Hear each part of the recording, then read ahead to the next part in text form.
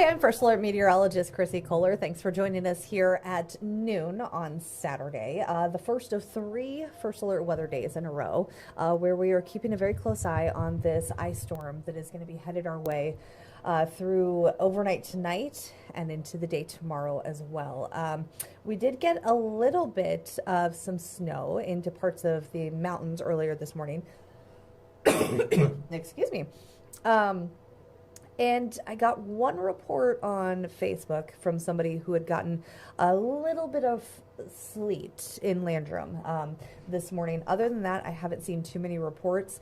So keep us updated on what you guys are seeing out your door. It's very helpful to get those real-time reports because obviously we're keeping an eye on the radar and we're looking at the forecast, but it always helps when we can say, okay, yep, people in this area are actually seeing what the radar is showing us as well. So that's always helpful to get those reports. So make sure that you're updating us on what you're seeing in your area as we head through this event. And right now we do have a couple of some things going on the radar here. We've got a little bit of some snow showing up in parts of the mountains, but also some rain showing up into parts of the upstate here. So right now I've got all the radar sites turned on, so I'm actually going to switch it so that it goes to the closest radar here. And what you're going to end up seeing is that, ooh, I moved that, whoops. There we go. And then we get that right there. All right, so what I'm going to do is show you that we do have maybe a little bit of flurries, possibly, between Forest City and Logan there in the Rutherford County. As we go up into the northern parts of the mountains, up around, this is the Morristown radar coming out of Tennessee, so it does a better job of looking into those northern mountains. We've got kind of a mixed bag of some precipitation here in parts of Swain County, where you've got a little bit of snow into the higher elevations. This is going to be up around Cherokee, around Ravensford, the Koala boundary, and then back towards Almond.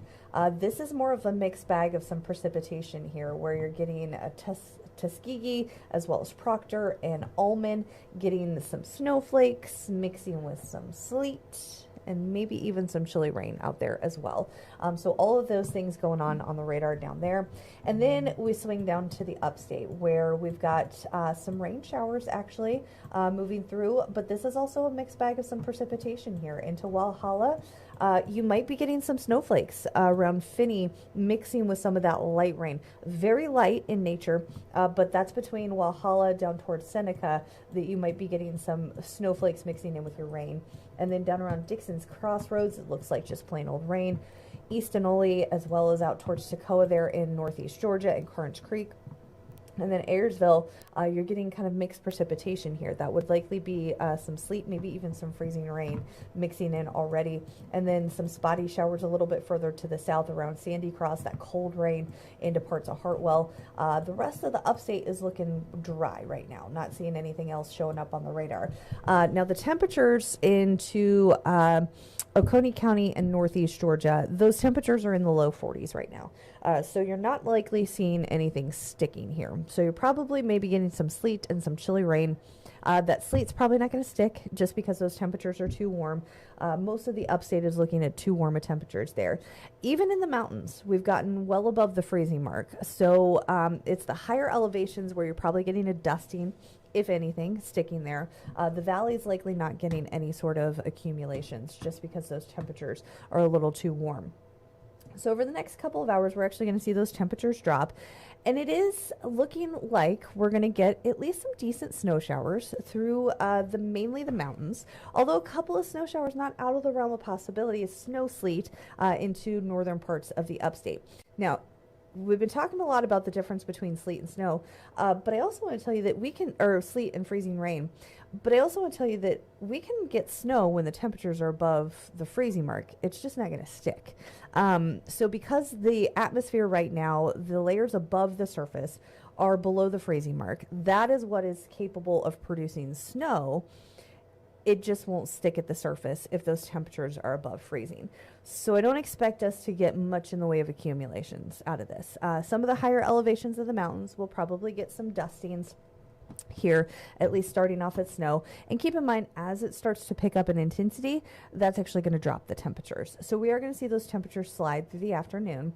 And then by the time we get to 4 o'clock, this is where the temperature profile above the surface starts to change. So this is where we start to see more of this mixed precipitation. I'm going to pop up this double box on the camera so that you guys can kind of see me. I want to show you what I'm talking about here, is that when we talk about snow, it's the entire column of air is below the freezing mark, even if the surface temperature is not above freezing, not below freezing. But when we start to see this sleet mixing in, we're starting to erode that column of cold air above the surface, and now you're getting at least a small layer of melting happening. So the snowflakes start up at the tops of the clouds, they melt a little bit through that warmer air, and then they refreeze before they hit the surface.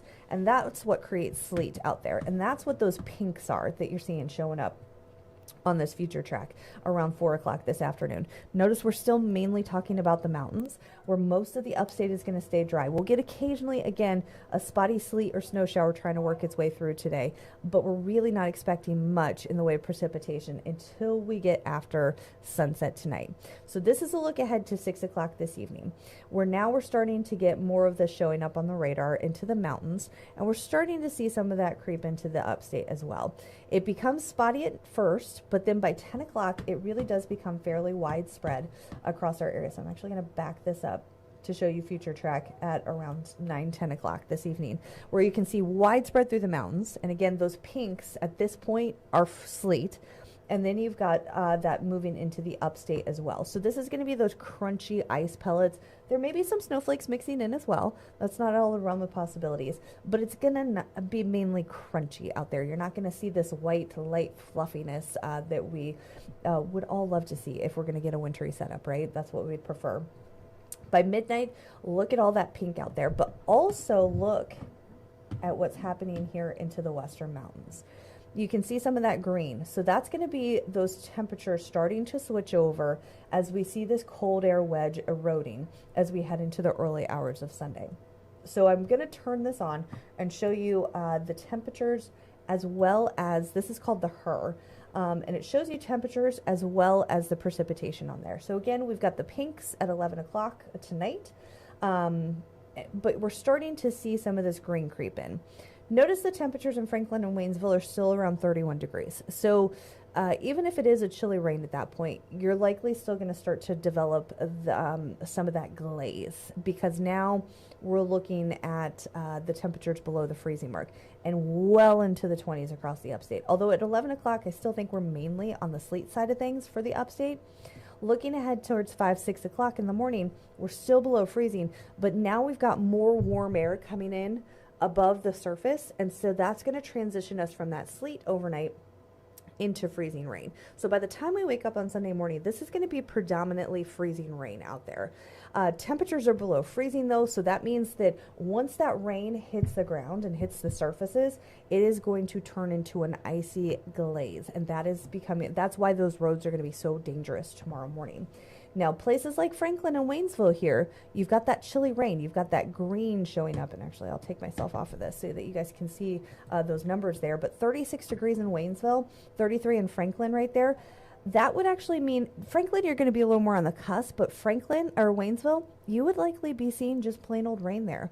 That'll help to melt off any of that ice accumulation that we've seen through the overnight hours. So that actually brings down the potential for those icy roads on Sunday morning. And western mountains are actually going to get into the upper 30s to low 40s. So this is an area where today will probably be worse than what you're going to see tomorrow, at least for now. Monday morning's a whole different story, but at least during the day on Sunday, you're looking at a chilly rain out there. The higher elevations still probably going to see some of those freezing temperatures, but overall those valleys, places like Franklin, Waynesville, Bryson City, you're not going to see the icy conditions that places like Asheville, down into Greenville, Union, Anderson, Elberton are going to see, because all of this precipitation now falling, even though it's a chilly rain, is going to freeze on contact with those temperatures below the freezing mark and into the 20s. So it's cold out the door tomorrow morning. As we head into the afternoon, notice we're still predominantly freezing rain across the upstate, still staying below the freezing mark. Although Asheville, you're creeping up here. Around 34, you're kind of on the cusp.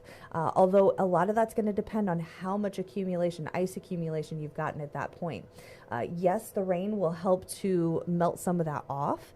But initially, once the temperatures get above freezing, it's going to still kind of still be freezing. You'll still continue to see ice accumulation there until we can get those temperatures warm enough to really start to melt that. And keep in mind, it's still overcast and rainy here. So you're not getting any thermal help from the sun to help melt off anything. So again, this is a very marginal setup here.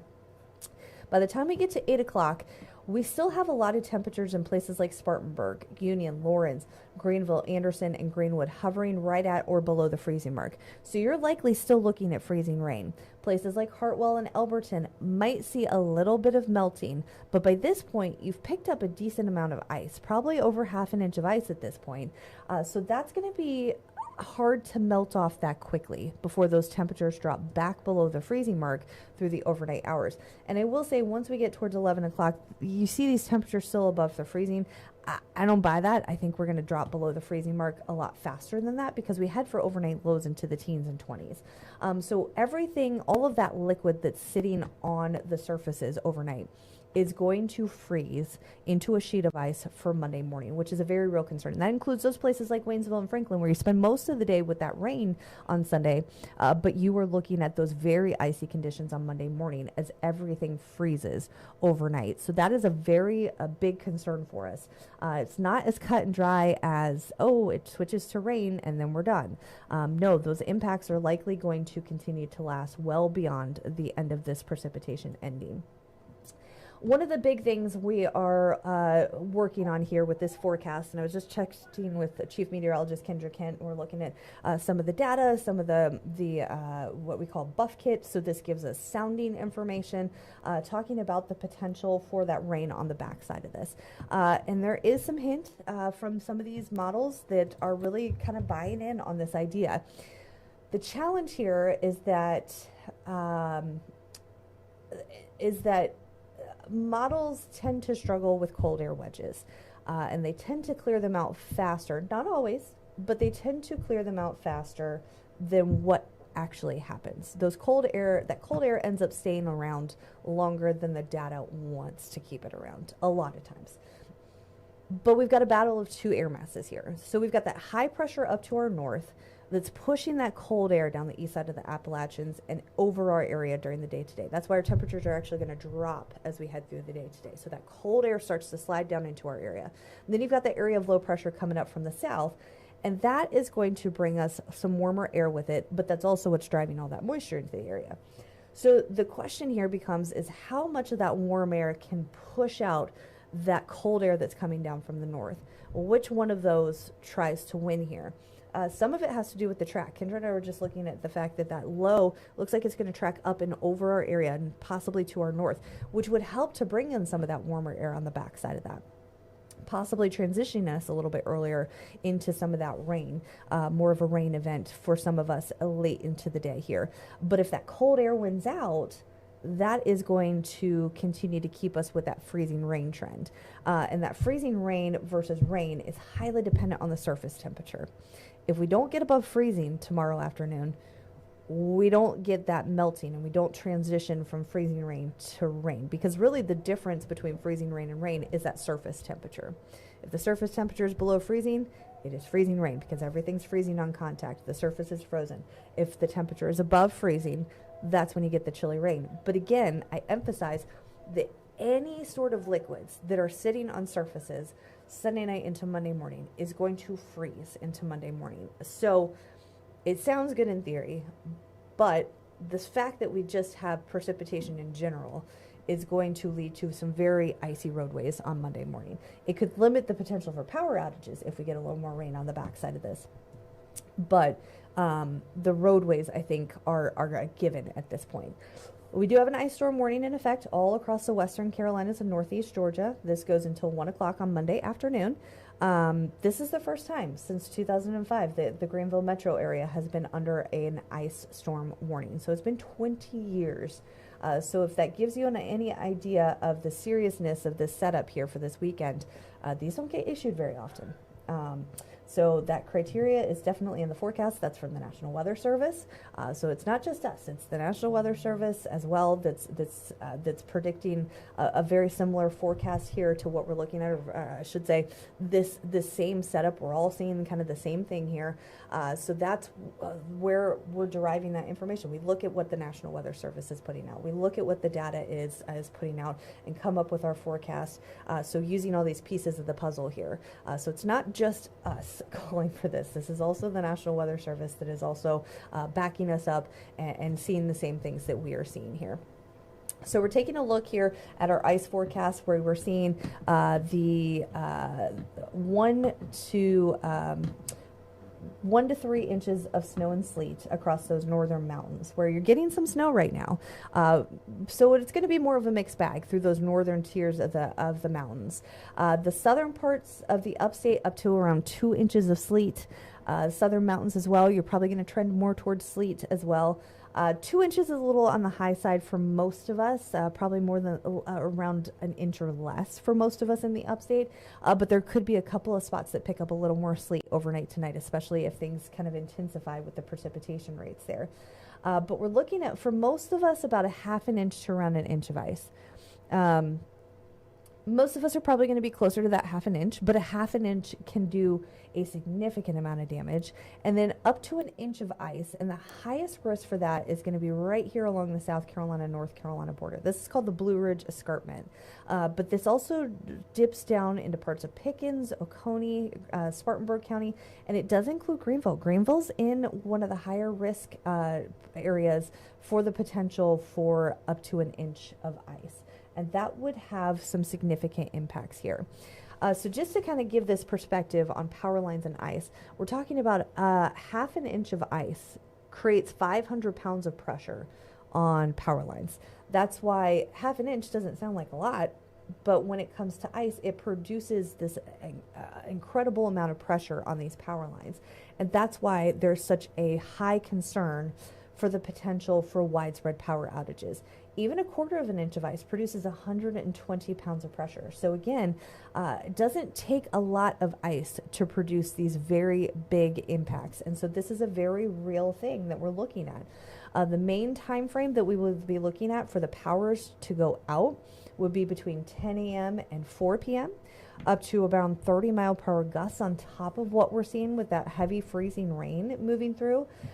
So that wind coming into play also sets us up to have even more power outages, because now you've taken the power lines, you've made them brittle because they're frozen, and then the wind comes along and it doesn't take much of that wind, especially up to around 30 mile per hour gusts, to really make some of those power lines snap.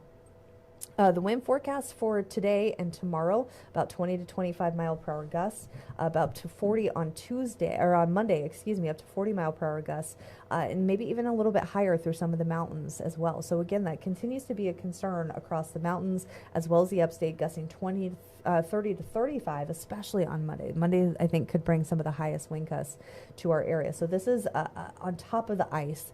You're also looking at that compounding that issue with those power outages there. Now let's go back and circle back around to what we were talking about with freezing rain versus sleet. Everyone in the newsroom loves this graphic, so I'm going to show it to you again. Some of you, if you've been tuning in over the last couple of days, you've probably seen this a few times. But I really like this explanation because I think it makes it tangible to understand the difference between sleet and freezing rain. And as I was mentioning off the top here, we love to get your reports. We love to know what's happening in your area because that really helps us make sure that what we're seeing on the radar is actually verifying it at ground. And so if you know the difference between sleet and freezing rain, that helps when you tell us what you're seeing at your house. If you can tell us sleet versus freezing rain, it's super helpful. So sleet is when we've got this sprinkles of ice, the pings. These are going to be these ice pellets that are kind of crunchy, and they'll start to accumulate kind of like snow, but it'll be a crunchy snow. It's going to be not going to be those light, fluffy snowflakes out there. Versus freezing rain, which is a glaze of ice, and that really just kind of clings to everything.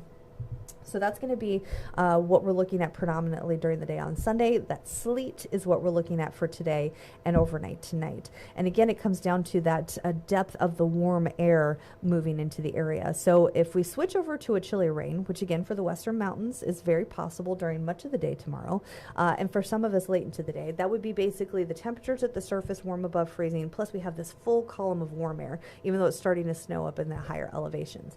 Freezing rain, which we're looking at for tomorrow, is when we get the most warm air, but surface temperatures are at freezing. So basically the snowflakes move through that layer of warm air. They completely melt and become raindrops and then freeze on contact with the surface because the temperatures are at freezing. Sleet, which is the predominant precipitation type we're looking at for today and tonight, is where we get a smaller layer of warmer air. So the snowflakes melt a little bit and then they refreeze into those ice pellets. And that's why you've got these different types of precipitation there. So the roads today are still going to be okay out there for a lot of the upstate. The mountains, watch for some of those slick roads because of the snow in some areas. I'm not seeing a ton of impacts right now, but still watch for that, especially if we start to pick up a little bit more this afternoon. Then overnight tonight, we get that sleet. And so the roads become slick with that crunchy sleet piling up there. And then into the day on Sunday and Monday, we're talking about sheets of ice possible out there. Sunday's a good day to just stay home. If you don't need to be on the roads, I wouldn't be on the roads. It is one of those days where you really don't need to be out. It's emergency only kind of set up there. And then Monday, we're looking at those roads to still be quite icy. But depending on how much we get is how much we could potentially see going forward into how long some of these impacts are going to last. At this point, we know through Monday morning, we are going to have problems.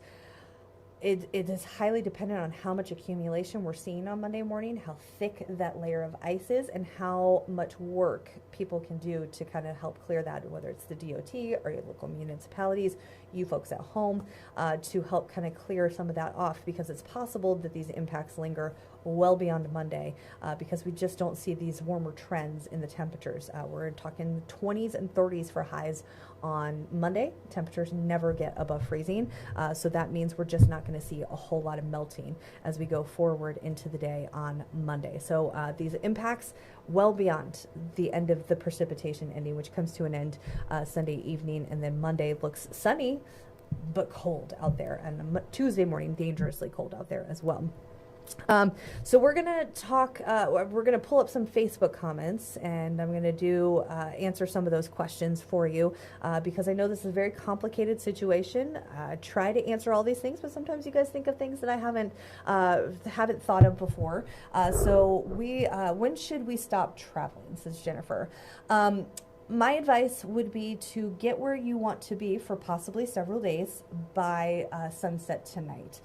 Really starts to get going into the upstate closer to about 8, 9 o'clock this evening. So if you're out and about for dinner time around 6, 7 o'clock, you should be good to go. Things at the onset of this aren't going to be the worst, but they're going to deteriorate pretty quickly. And keep in mind, once the sun goes down, you can't see as well either. So when your headlights are reflecting off of the ground, especially if it's ice, they're going to reflect right back at you, and it's going to be more difficult for you to see kind of those icy patches as they're setting up. So I try to be, at least by 8 o'clock, I would try to be where you want to be and set up there. For instance, we're set up at hotels right here close to the station. So I plan on getting my kids to bed tonight and heading to the hotel, and I'm planning to be there till at least Tuesday, if not longer. So we'll see. I'd love to go home sooner than that. I would absolutely love to go home, as I know you guys would also love to be able to get back to normal life a lot sooner. But unfortunately, we're not trying to scare anybody. We don't want anybody to be panicked about this, but we do want to be realistic with you guys about the fact that there could be several days of impacts lingering across the area. Would we love it if we warm up enough to kind of melt this off and get it out of the way, and then we're back to normal life by Monday afternoon? Would. I don't know that that's what's going to happen. So why are we not getting snow now? Why are we only getting ice with this winter storm? So if you tuned in early in the week and then tuned out and are just now coming back into play, basically what is happening is that we've got we started off with a system that looked a lot colder. The area of low pressure was also tracking a lot further to our south. So I'll pull this graphic back up here so that you can see this. But this low pressure was initially going to track down to our south, down this way. Which is the most favorable setup for us to actually get snow here, is when you've got cold air in place coming in from the north, which is what we have, and then the low moves down to our south. But what has happened is that track of the low pressure is now going to be further to the north and coming up and over our area, and possibly even north of our area as we head into the overnight hours tonight and into the day, later part of the day tomorrow. So because of that more northerly track, that low is able to pull up more warm air, not just at the surface, but also through those higher levels of the elevation. So this graphic, I'm going to pull up and show you again, this when we're talking about the difference between all of these precipitation types. Initially, the data output was showing cold air all the way through the column of air and giving us that better chance for snow, again, because that area of low pressure was further to our south. But now, as the data has evolved and we've continued to watch these trends, that area of low pressure tracking further to the north now means we have more of this warmer air coming in through the mid-levels. So yes, we're still very cold at the surface, and we're still very cold at the higher elevations of the atmosphere up around the clouds, but we're getting this warm air. We call this a warm nose because it really kind of just looks like a nose coming in through the middle part of the atmosphere. And as we see more and more of this warm air layer thickening up here, we transition from sleet into freezing rain through those overnight hours. So that's why we've seen that shift from earlier in the week thinking this could be a bigger snow event to now transitioning into more of a sleet and freezing rain event. This is just part of forecasting winter weather in the south. You have to have almost a perfect setup to get snow here, unfortunately. It is the south, and just where we're located, it's difficult. It is very difficult to get snow. It has been 4 years since we've had more than an inch of snow in Greenville, so that gives you an idea of just how difficult it is. Yes, we got a couple of smaller snow events last year, and we get those flurries, but it just takes the perfect setup, and we just didn't have it this time. Unfortunately, we have enough cold air to create a whole different set of problems. Thunder ice. This is a great question. So sometimes you get enough dynamics in the atmosphere to get thunder in the winter. Again, takes a very specific setup where you get a lot of convection. You know, in a setup like this where you've got two battling air masses, anytime you've got two battling air masses that are very different, you can often get some of those bigger dynamics, and you can get thunder snow. I think we've all probably seen those videos of Jim Cantori getting super excited about the thunder snow. But yeah, thunder ice. So that would be when you've got a lot of dynamics. Do I think that's going to happen? Nah, probably not with this one. But certainly it would be fun to hear, and certainly an anomaly. It's a rare thing to be able to get thunder snow or thunder ice in this case. I think, do we have any more questions, Amanda? We'll see. I'm waiting to see. That might be it. Oh, no. So we don't need 10 gallons of milk and 50 loaves of bread. Unless you're planning on leaving. I mean, if you've got to feed a small army, then you might need 10 gallons of milk and 50 loaves of bread. No, you're fine with just probably what you'd normally buy. I do think by the time, at worst case scenario, by the time we get into Wednesday, we should be starting to get back to normal. So if you haven't been to the store yet, or maybe you feel like you don't have enough, I think stuff to get you through Sunday, Monday, Tuesday, and then into Wednesday morning is a worst case scenario. That's a worst case scenario. That's what we did in my house. I made sure my husband was set up with the kids and had 4 days of supplies. So we're not talking dramatic out there. I did have to laugh. My family group chat was going crazy talking about the bread and the milk and why milk. And I did have to say that because milk This time of year, in the summer, it doesn't make a lot of sense, but this time of year, you can stick the milk outside even if the power goes out. So that's one of the reasons, and you can make French toast out of that. You can use it for cereal, I think, which is a lot of people do. So it is definitely one of those weird things that people do. But make sure you're stocking up on other things too. Non-perishables is always good, and things that don't have to be heated in case your power goes out. That's always a good one for you there. So what is expected in Hodges, which would be down there in Greenwood County near Cokesbury? You're going to be on the south side of this, where you're going to probably get some of the lower sleet totals, but you are looking at the potential there in Hodges to get up to half an inch of ice down in Greenwood County, just like the rest of those southern parts of the upstate. You're probably going to be less than an inch of that sleet. Most of the upstate is going to be less than an inch. We kind of lined this up with what that ice warning was indicating. So there could be some isolated spots that get up to 2 inches, but down for most of the upstate, we're looking at probably less than an inch of sleet accumulation. And yes, mainly sleet. You might see a few snowflakes here and there, but mostly sleet, and then up to around half an inch of ice. On the high side, especially if we can get that really going during the day tomorrow, you could get up to around an inch.